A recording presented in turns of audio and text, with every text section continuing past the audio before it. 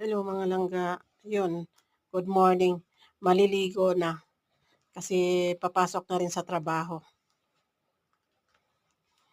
Ganun talaga ang daily routine. Bago mapasok, maligo, bago mag-almusal.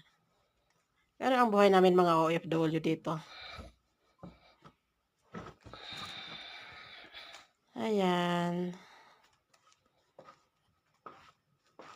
Malamig dito, malamig pa rin ang kasi malamig pang hangin, malakas nga ang sa labas. Ayan, tapos na ako maligo. Maya-maya magbihis tapos mag-almusal.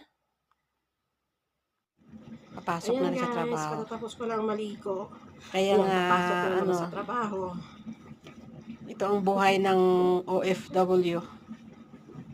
Wala lang ganyan. Ganun Tiis-tiis talaga ang lang. Soon, buhay. uuwi na rin ng Pilipinas. See you!